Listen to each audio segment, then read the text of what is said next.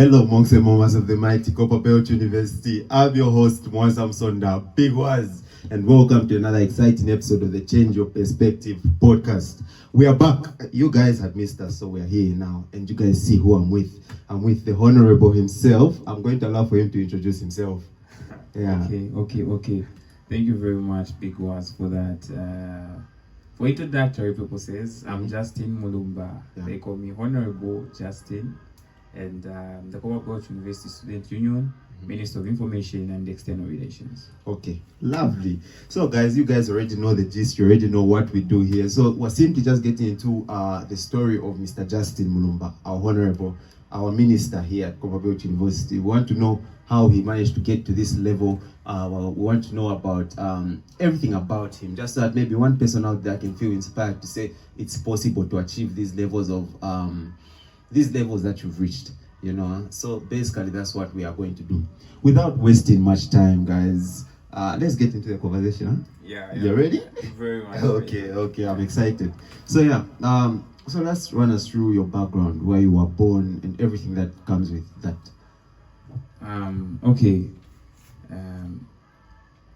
I was born in Kitwe, Chimwemwe. So I'm a couple born and bred. Yeah, so I'm a full couple breed. I'm a hybrid. Yeah, I'm a hybrid. Yeah. I'm a couple hybrid.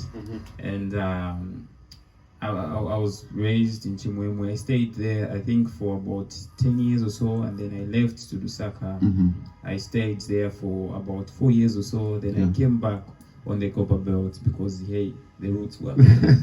I see. You know, you mentioned living in Chimwemwe, and we hear a lot about Chimwemwe. You know, so how was it that you know, surrounding growing up in Chimwemwe? You know, Chimwemwe is a place that it's a place with a whole lot of things, and it's a real definition of a community. Yeah.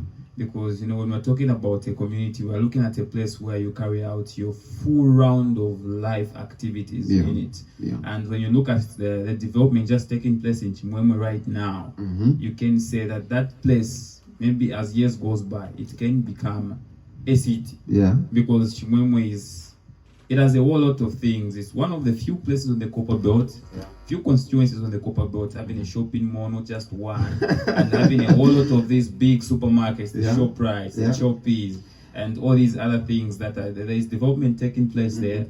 And even when you look at the trends that come from Chimwemwe, the YSLMs and all these other guys. You know, I was about to get into that. Chimwemwe has produced a lot of people. Like Avena Chandanake, Chimwemwe boys, no YSLM, all those people reside there. And I think I like that about that place. Yes. Now that's interesting because, you know, personally, me, I'm from Lusaka. Okay. So I was born in Lusaka.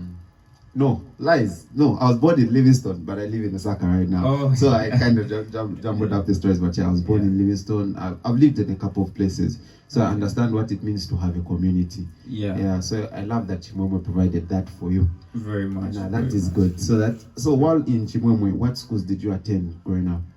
I was at St. Ignatius for preschool as well as grade 1, part of grade 1. Then I had to shift to St. John's. Yeah. St. John's is it's the Catholic. It's a Catholic private school there at St. John the Baptist Church. A parish there in Chimwemwe. There is a private school, and that's where I shifted to.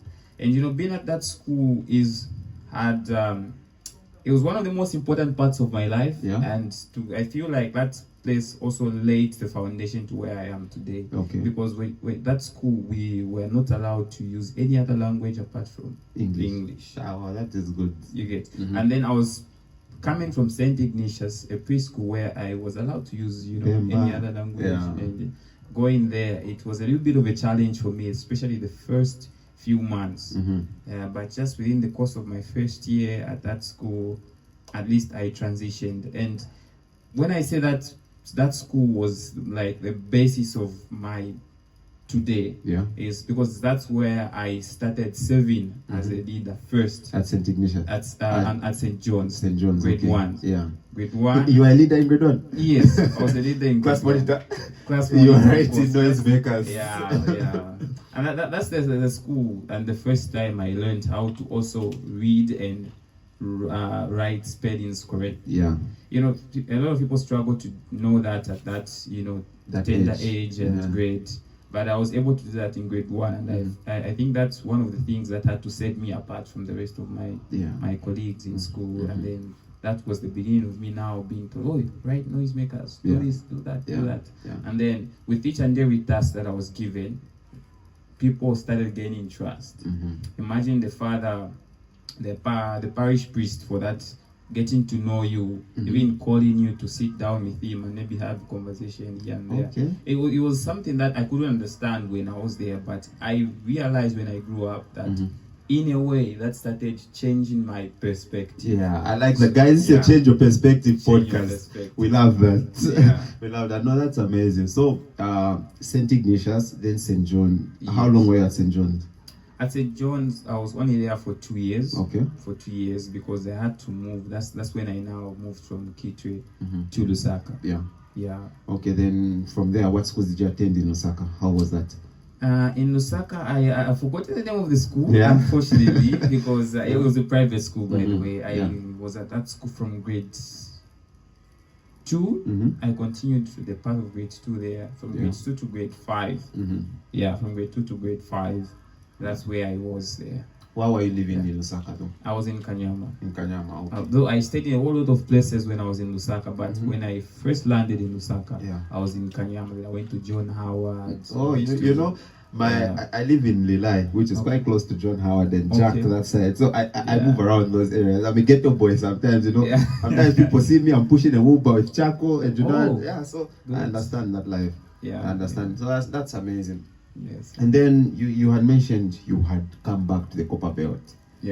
So what prompted that move back? Was it like your parents moving, or what exactly happened? I feel like that that is also one of the most personal stories I have. The transition. It's one of the things that really sometimes it really gets to me, and because I get to look at that as, how was I able to even make all these decisions and having this emotional intelligence at that particular age?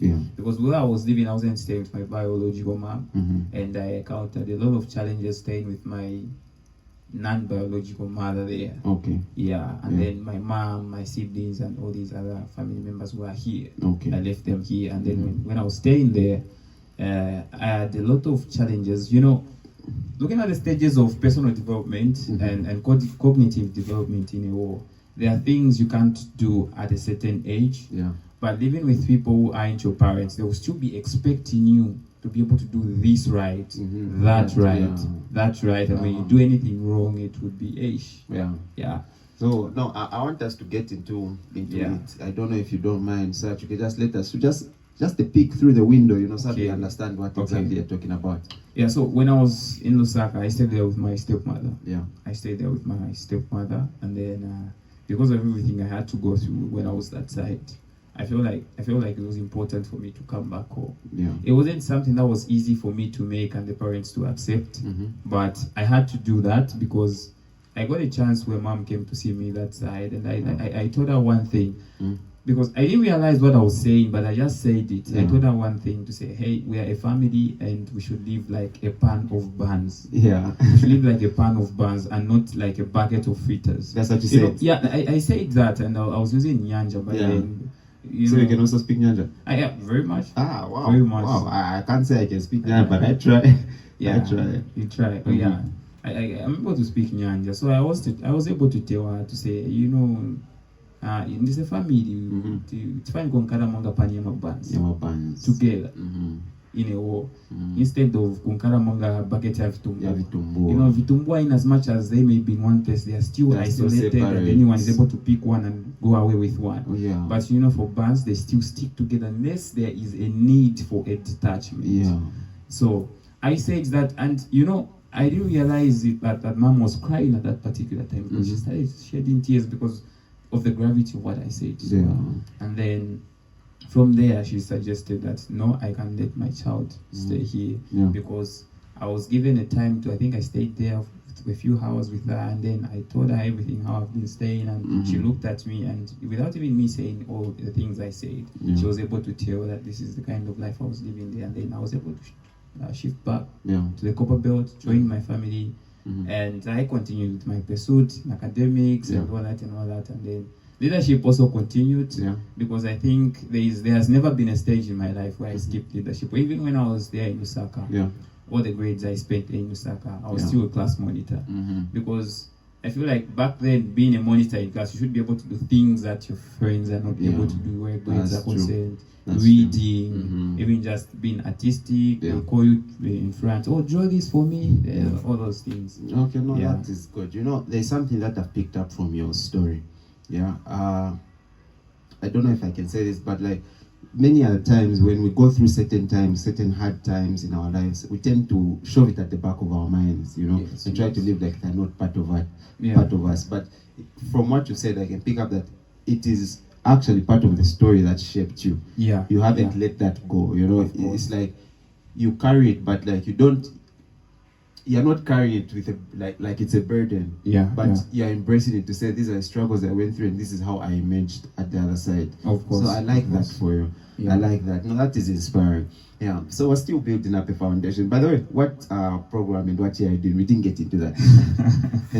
Okay, this is something that a lot of people were shaken when the president posted me to say appointment of the Minister of Information and External Relations, a second-year student of governance and social development. And I was like, what do you mean? What do you mean second year? Okay. That's amazing. You know, it's an honor for me. It's an honor for me. You know, being in second year and then you are in a ministerial position, serving the whole entire student populace, over 20,000 students, and then you are single-handedly picked a second year. Someone who's just from being a fresher last year. Like, how did you even identify this guy? Because he was just a fresher last year. True. That's funny because a lot of people, I know a lot of fifth years, because I'm in my fifth year, in my final year. So, you just know the man. So I know a lot of people who failed to get leadership positions because of probably their characters and everything. But I'm sure you portrayed good qualities, excellent qualities that the president himself handpicked you. So kudos to that.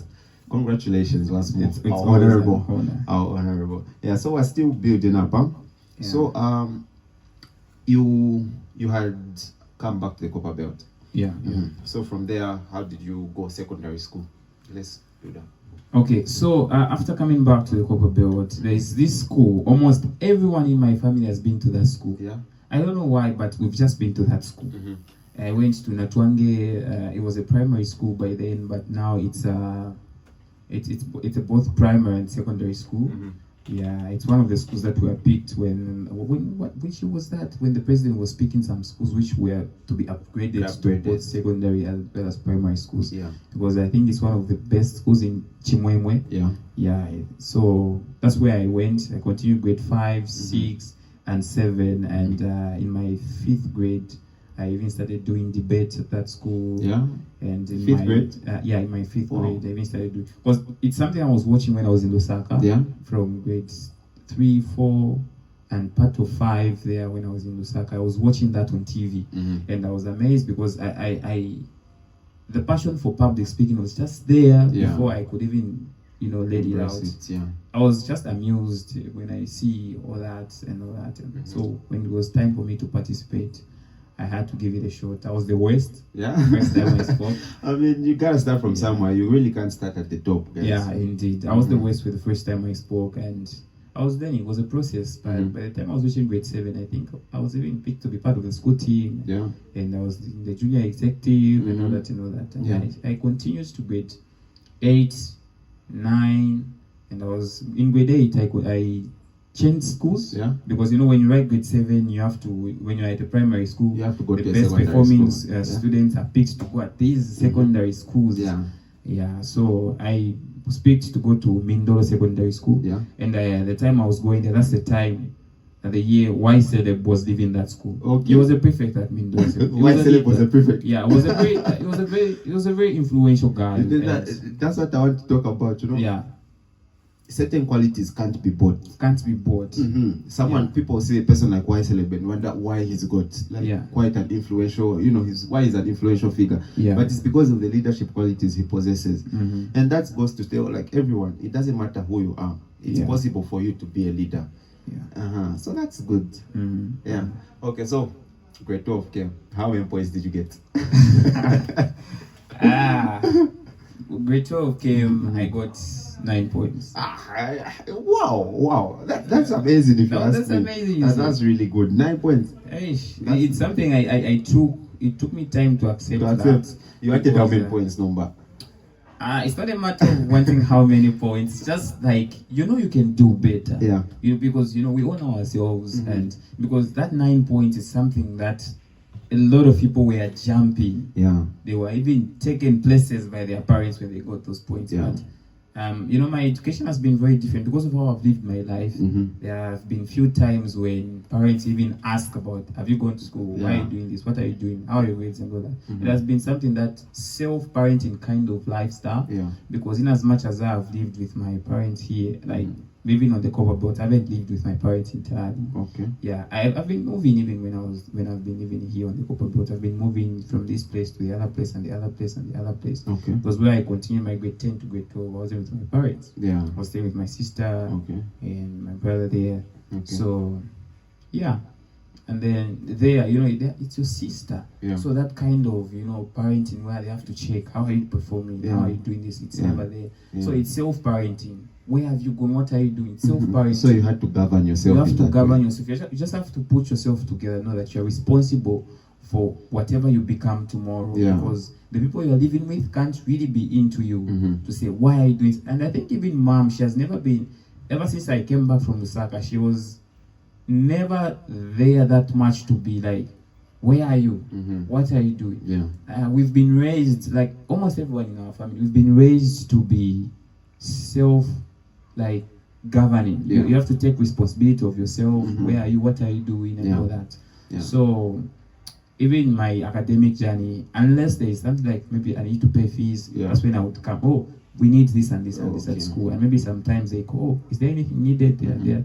And I think that's what makes you an exceptional leader. Because I once said on this podcast, I said, to be a leader of others, you have to be a leader of yourself first. So because you are able to govern yourself in that way, you are able to tell yourself, you are able to give yourself checks and balances. Am I doing the right thing? Am I studying? Am I playing too much? And that's what makes you a good leader of others, because you're able to manage yourself first. Now that is good. That is good. So you had come here. What was the thought process behind you choosing the program? That's social studies? Governance and social development. Governance and social development. Unfortunately, when I came here, we started having our first few classes.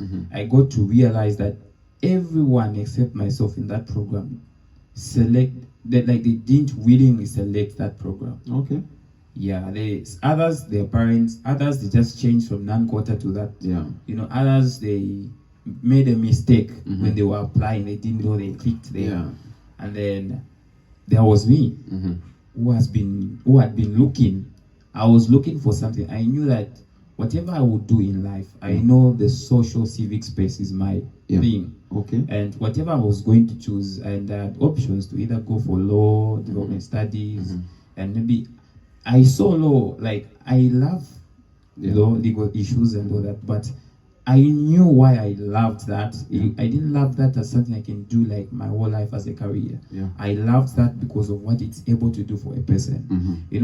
Understanding the law, you never be that vulnerable. That's so true, because this is my first. I'm in my 5th year, so we have aviation law.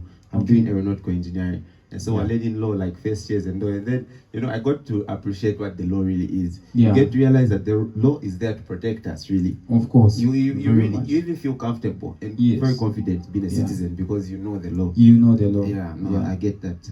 So that's one of those things. And I think when the list of student loan bursaries came out, my name was on law. Because that was always my second option. Was always my second option. I loved that, but I didn't see myself doing that as a career, though I was putting it as a second option, knowing that I could adapt. I was looking for something that had to do with governance. Like it should have all the governance issues in it as a whole. And when I realized that CBU had such a program and it was just newly introduced, we don't even have graduates in governance and social development. We have final years and they're in their fourth. They will be the first ones to graduate in this program, and then we are the third. Of course, we have those who are in third year, and I'm in second. We've also had first years now, and that's why in our class we are not a lot. We're just about 10. 10. Yeah, we're just 10 in a class. I thought my class was elite because we were just 17. In my graduating class, we were just 17. So 10 is really a small number. It's really a small number. You know, it's a new program, and unfortunately, it has never been put out there because it's something that even the people within the institution don't know about. Yeah, that's the reason why even when you are talking about your program, everyone's like, there's something like that. Yeah, I get it. It's a very big program. Like it's something I could say the mother of the School of Humanities. Because when you understand governance, what governance is, when you just let's talk about the government. Three wings of government: the judiciary, the legislature, and the executive. When you talk about the judiciary, you say law. True.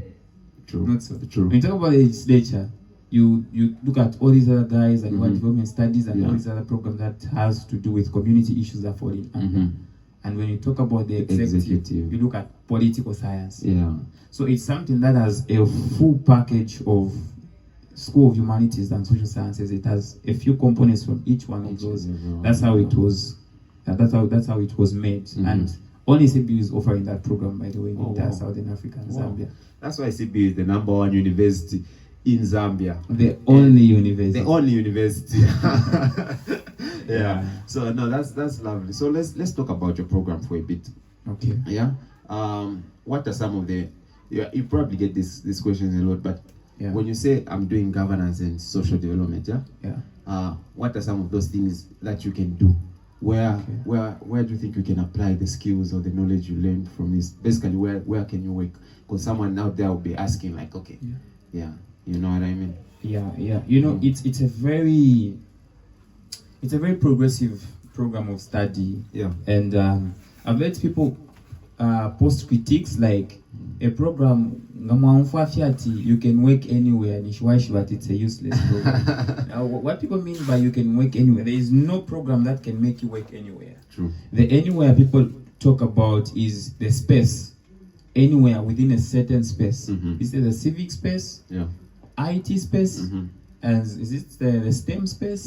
You know, and then when you look at governance, because of its, you know, it's package and, you know, oneness, it's something that gives you space in most of the fields within the civic space.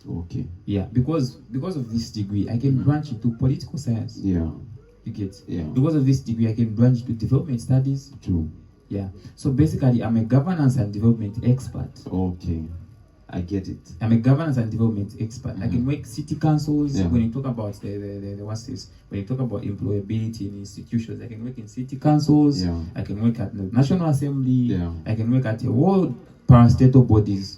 All these government agencies, ZRA, ZEMA, and all these other institutions by the government. These parastatal institutions by the government. It's because it's in its oneness. It allows you to have an array of understanding when it comes to all these issues.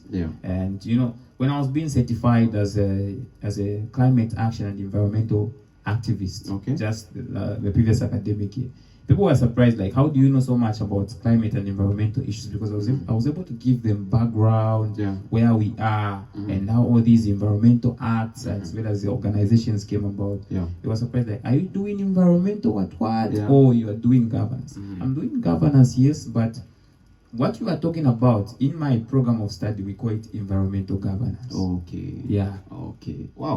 Wow, that's just giving me a new perspective. I'm not even going to lie. I bet someone who's watching is now confident to say, I can study this program. It's something I can advise anyone to do. Even if you may not do that as your career program, but at least you can do it to acquire widen your understanding when it comes to governance in general, as well as development in a war. So you talked about being certified as a climate action and environmental advocate, activist, So how important, because I mean you're studying a degree, so how important is doing other things while you're still in school, rather than just pursuing your degree. Because I see many students, they whatever they're studying, that's all.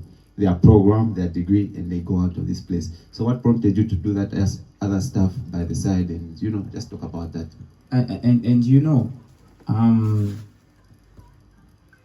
How many people are graduating every day in each and every program, like each and every year? How many people are graduating?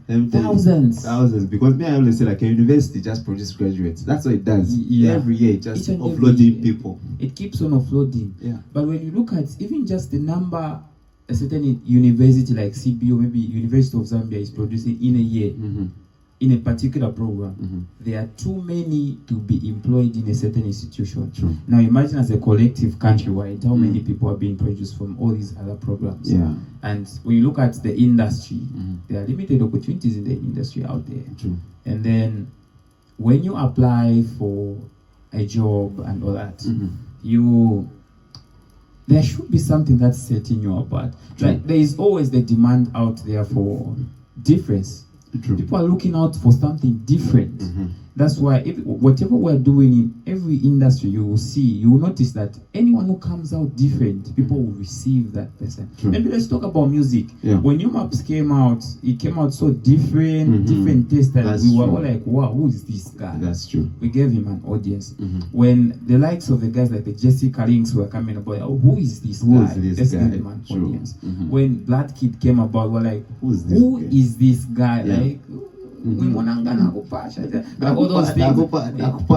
Yeah, like that's different about him, and only him does that. Yeah. That's what sets him apart. True. That's what has given him the audience he has now, and that's what's giving him the money he's using to even better his life, buy cars. Someone was just a commoner a few years ago. True. And that's how it is even when it comes to employability. People are looking out for something different. Okay, yes, you have these good grades, you have this degree, you have a merit, a distinction, or credit, or what. But there are a lot who have the same qualifications as you, maybe even better. True. But what's setting you apart? What are you able to do? Yeah. Because in the industry, there is no theory. It's practical. True. It's practical, and someone who has been practical all their life, they've participated in this, they've participated in that. It speaks to your levels of proactiveness. True. And it also gives confidence to the people that are employing you. So, no, this person is able to multitask, and that's what the industry is looking for out there. Not just someone who will be there sitting and doing clerical duties in an office. They are looking for someone who can multitask, someone who can think from outside the box. Yeah. Because if you are in sports, you will learn that sports will discipline you to be doing things in a certain way. Yeah. And those who are employing you will look at that as your plus one. True. Yeah, plus one qualification. Me who's participating in student politics and being able to serve the student populace. If me and someone else applied for a certain job, we have the same qualification. Maybe that same person even has a credit, a merit, and go there with a credit. But because of what I will present as a plus, no, this person was a Minister of Information at the Copperbelt University, and he did this and that and that and that when he was Minister of Information and all that. And then that will serve as a plus one. So this person is actually a leader. Maybe the same leadership roles, maybe is what deterred him from even getting a distinction or a merit like this one got. I think let's look out for this one. This is something everyone has been talking about. All these coaches and leaders and motivational speakers, this is something they talk about. True. But it's something we are yet to accept as people, as young ones growing up. We are yet to accept that. However, when we go out there, it's something those people have gone before us are saying, guys, go this way.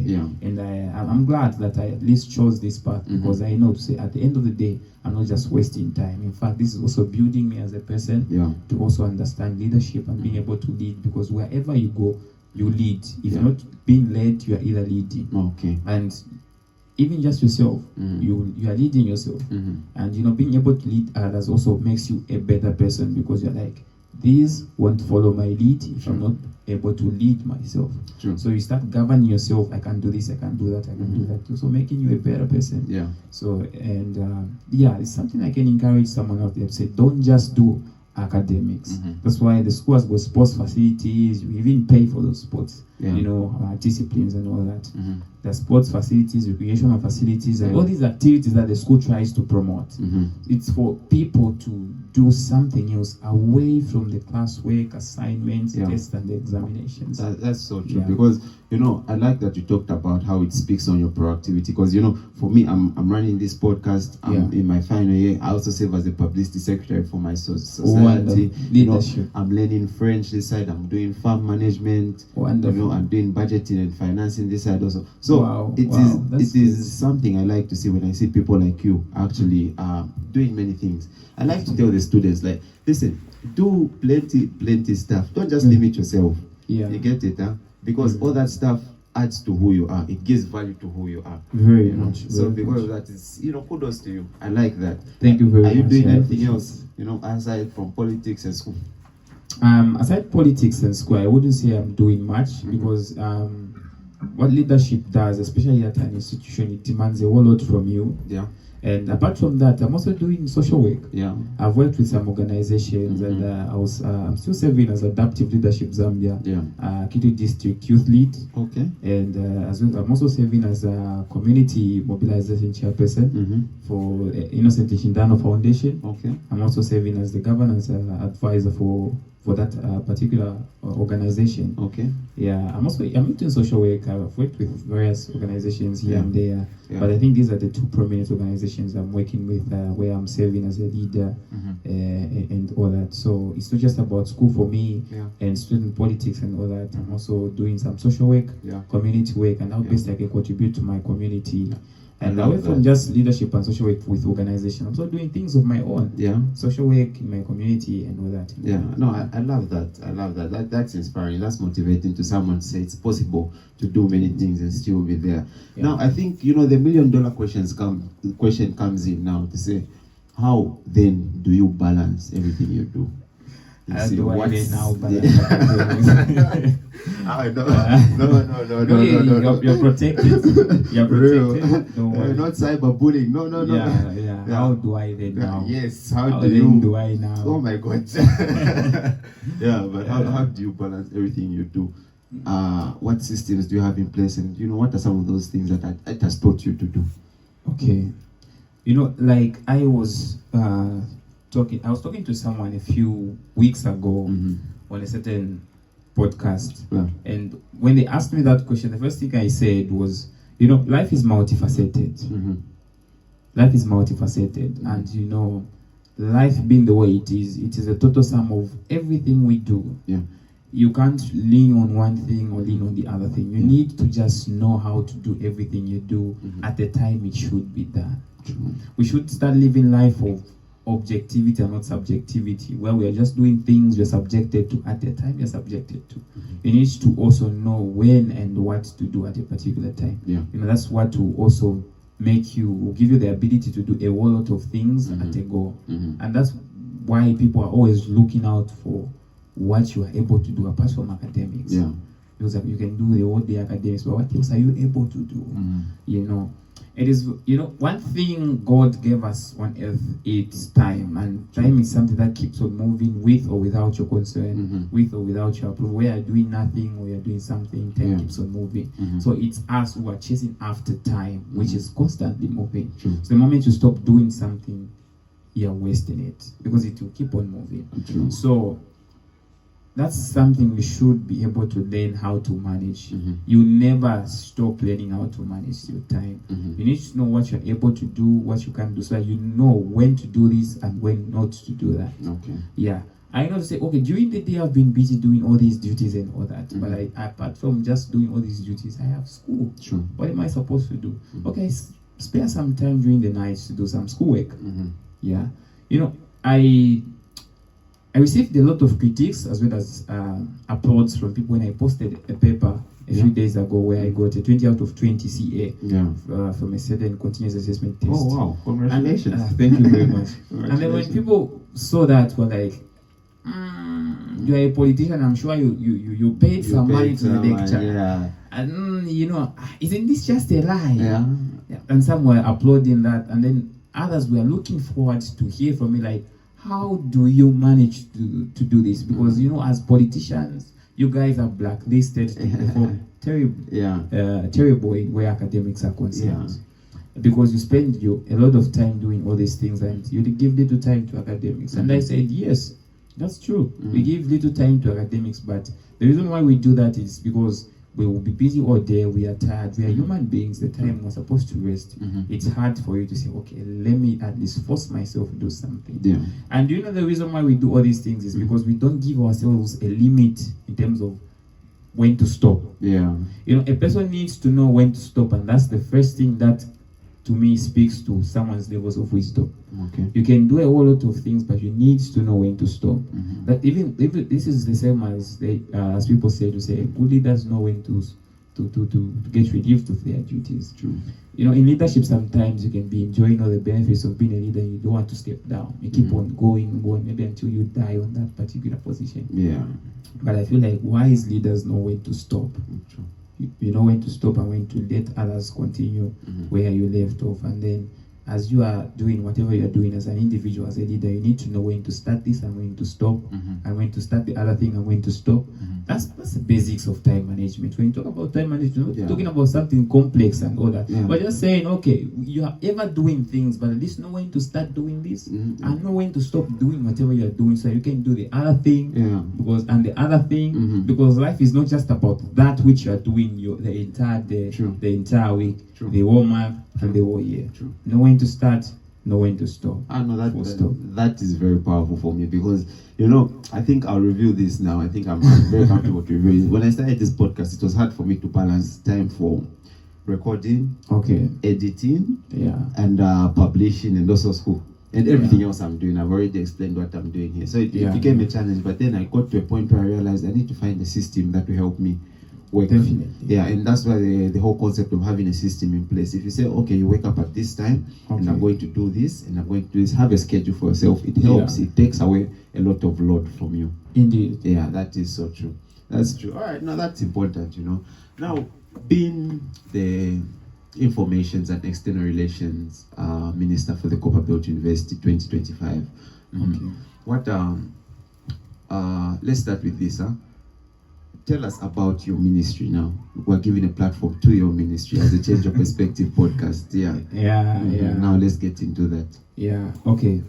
When it comes to my ministry, it is something I can say it's a very interesting ministry. But you know, I had conversations with people about this ministry even before I was a minister. And a lot of people were like, let's see what you can do. You've been talking about this all this time now. Let's see what you can do. Because, you know, I was saying, the Minister of Information and External Relations, I've seen in the past, you know, when I came here, I've only seen one COBUSU. Because I was first here. And the previous COBUSU, I saw the Minister of Information. I wouldn't say much critiques about him, but I saw what he was doing. And I saw the one who came after him, because you know the one was there never continued. Someone was replaced, and then someone came on board. I saw what he was doing, and then I was like, why? Because I did my background research on the others as well who have been before I even came to this issue. I was like, why? So I was like, this ministry is a very proactive ministry, because why? One, you are the spokesperson of the government. You're the mouthpiece of the government, and you are the chief liaison of the government. Whoever comes in and into this institution from outside there and wants to maybe engage with the student populace, they have to meet you first. Because you are the one who has to give them the information they need to know, and you are the one who pass on that information they need to send to the student body. And also, there's an aspect of my ministry which has been very suppressed and repressed over the years. External relations aspect. You know, today we were at ZMBC. That's true. That's not an internal thing. It's an external relations that involves the student body. And that's something I was also passionate about to also bring out. I like that you pushed for that thing so much, you know, because I saw you had talked about you going to ZMBC and trying to talk to the leaders there on how well we can interact students and putting our voices out there, especially on a platform like ZMBC. That was a really good initiative. Thank you very much. It's something, you know, the University of Zambia takes, you know, advantage of ZMBC mass media complex in Lusaka. Takes advantage of that platform, because when you look at all the most of the youthful programs there, you will see 50% of the audience University of Zambia. And a good number of people from the University of Zambia that are doing well, they are taken there to give their stories. Exactly. And you find that, Unza even has the whole radio station. Yes. Unza Radio. And then that's something I've also been thinking about, and that's also one thing that prompted me to start this podcast, because I was like, okay, I think I need to find a platform to give people a voice. Indeed. And I think I can safely say, because I have you here, I can put myself under the wings of the Minister of Information. You know what I mean? It's an honor to have people like you doing what you are doing, because people need to know what they have to know. True. And it's because of people like you that we have people knowing what they know about us as leaders, what they're supposed to know, maybe just about the student body and their fellow students in general. True. Because, not having this podcast, it means that people won't know what they're supposed to know about me, about the people you've interviewed, the likes of the Finance Minister, the Academics Affairs Minister, as well Secretary General for the Chemical Engineering Society, Gabriel Charles Tembo, and the other even entrepreneurs, Yes, even entrepreneurs. Since some entrepreneurs you've interviewed on the platform, and it's because of this platform that people have known what they've known about those people, even myself. And kudos. Thank you so continue much. With the good works, and thank you so much. Such initiatives are initiatives that should be supported.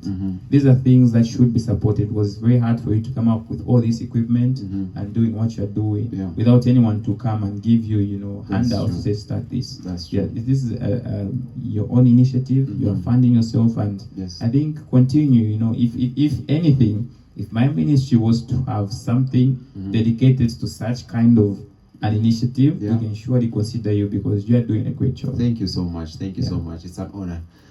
So we are talking about your ministry. Indeed.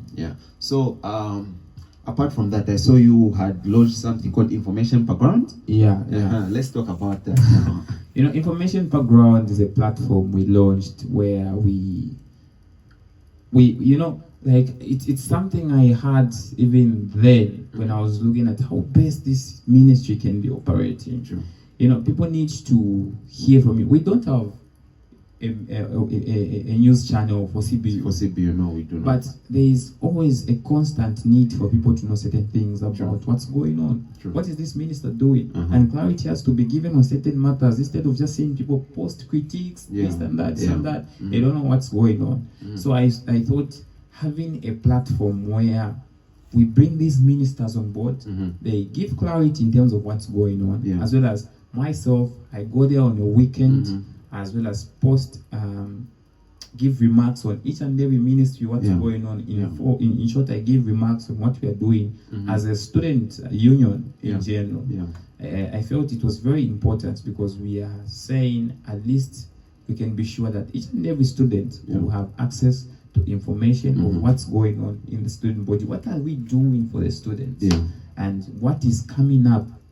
What was happening in the previous days or the previous week? So I saw that it was important for us to have that, and that's the platform we created. So we are yet to fully be operational on that platform because of other challenges. We need all these things to be able to make all this content and all that, and as well as bring on board those ministers to come and comment, as well as give updates. True. Because we at the end of the day, we're also students. You would say you want to be in the midst of investment, and then you're having exams, and we're just coming from a week of exams and all that. So it's one of all those challenges we are facing when it comes to that particular platform. But one thing I can assure is that platform is still very much alive, and we're looking forward maybe to even collaborate with people like you, of course, because we also need all these equipment you have here for us to be able to air some content. It's amazing. It's amazing. I really love the initiative. When I saw that, I uploaded in my room. I just clapped, because I was like, no, these are the initiatives we need, stuff, because we know knowledge is power. So students who are well informed are powerful students. They can't be lied to. They can't be misled. They'll be confident in their leaders. And those are things we need for each and every student. They need to know our leaders are working, our funds are being put to good use. Because a lot of questions raised come about when it comes to COBUSU and what they do for the students. But because of your ministry now, I think it is really pushing the agenda forward. And being in the technological age right now, there's nothing more powerful than a social media presence for an institution. I don't know, because I don't know if you noticed, but I think for in the past 1 year, the CBU official page even became more active. And that has allowed for us to get seen, recognized. Our vice chancellor being awarded various awards because of the social media presence, and that's the importance of putting ourselves out there as an institution. So no, that is good. That is good. So Mr. Justin, as we wind down our conversation, you know, whatever goes up must come down. I want to just pick your brain a little bit. What are some of those lessons, or what word of advice do you have for students when it comes to academics? And 2, also just life when it comes to dealing with friendships, relationships, and partnerships. Okay, one thing that put me where I am today was networking. I came here for academics, but I'm not just doing academics here. I'm living a life. I'm living a life. I can't do away with all these other aspects of my life. That's why I keep on saying life is multifaceted. It has a lot of faces, and you need to wear all these faces that life has. And networking is very important, especially when you're a student, because your colleagues today will be your workmates tomorrow, or will be the people you meet in the industry that have gone before you. And you need some connections, opportunities from them, as well as maybe just general information from them about certain things. So when we are here at an institution like CBU, it gives you a platform for you to network with not just your fellow students here, as well as the industry out there. Participate in a whole lot of activities that come before your society, your association, and just the institution in general, and be part of something. Be part of something. That's what will give you the experience you need away from academics. Don't just be a student who is invested in books and all that. At least be part of something. Something that's going to build you as a person. Something that's going to make you a brand, a product that people out there can consume. We are all products. We are all products, and even when you look at employment, we are being made products here at this institution. We are being baked to be a cake that will be served in that company or institution, so that those people you're working for can be partaking to that cake you've become. That's how I always interpret this whole thing of being a product as an individual, because a product has to be bought and consumed. So the value of you as an individual is what will determine the price at which those people will be paying you to consume your services. So even when you look at a lot of these people out there that are making it big, what determines the price at which people will pay to see you or to have you on board is the value of you as an individual. So participate in everything you can participate in. However, don't do away with academics. You need to know to say there is also this part of life. As you do all these things you are doing, you need to know that I'm here for school. I'm here for school. It's the primary goal. Make sure your academics are okay. We all know what we are supposed to do academically. That's true. Believe you me, we all know what we are supposed to do academically. It's not something someone should come today and start lecturing you to say, do this, study, go do your homeworks, do this and that, do your assignments. We all know what we're supposed to do. However, my emphasis is network. I had conversations with the now COBUSU president before he became president. And I had some fruitful conversations with him. And then from the conversations I had with him, he was like, I love working with people who think outside the box.